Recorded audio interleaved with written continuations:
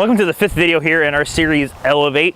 We've been looking at Psalm 23 and we've been going verse by verse, and we've been looking at the different components of this shepherd's writing about the greatest shepherd ever.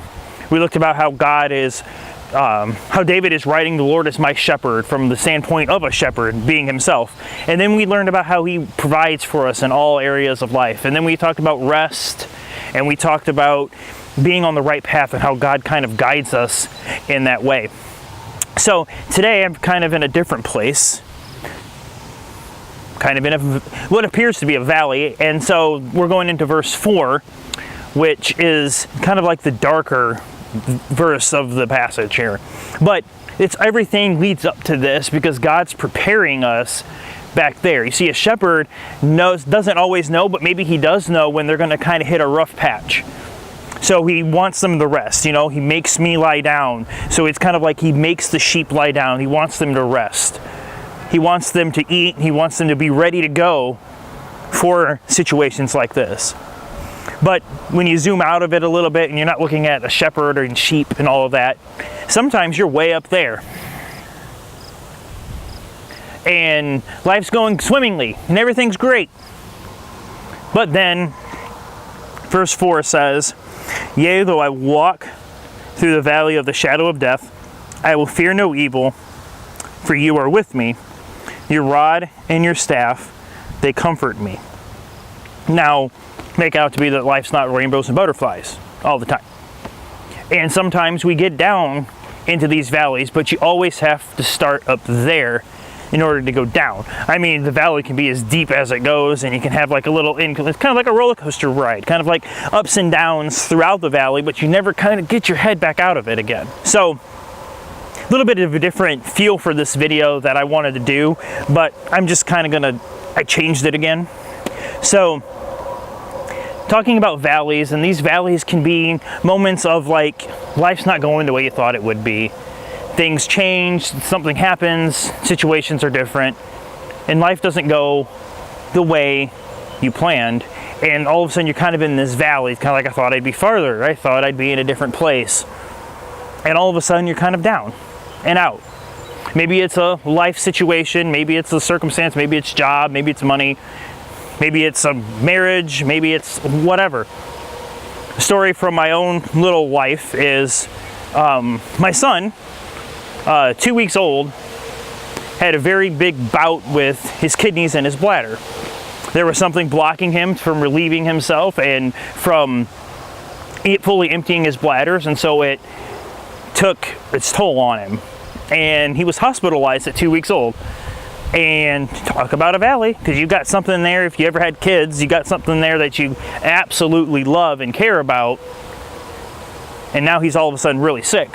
But the first hospital of 3 fixed him up a little bit. They gave him what he needed, and he started to kind of chunk back up, and he started to look like he was kind of healthy again. And then we go to another hospital whose facilities were a little bit better for his age, and they do what they can for him. And then we wind up going to Riley Children's Hospital in Indianapolis, which at the time of this video, we're actually going down there tomorrow for his 5-year checkup. So his story kind of changed ways a little bit, but in between there, we weren't working. I wasn't working. My wife just had a baby, so she wasn't working either. So now we've got this problem. So that's why I said the valley can keep going down and down, because you're in this one situation where you're trying to focus on your son, and then you got this other situation where it's kind of like, oh no, I'm not making any money either. So now you've got this life situation with your family and a loved one, and then you've got this other situation financially. And so we traipse off down to Indianapolis, and then all of a sudden, now he's doing fine. And things are going well. There's not much more we can do for him. They're just observing him, they're watching him. So I decide, hey, you stay down here with him, I'm gonna come back up for a job. And that's what I did. I came up, worked for a couple days, grabbed our daughter, and we went back down. And a few days later, we came home.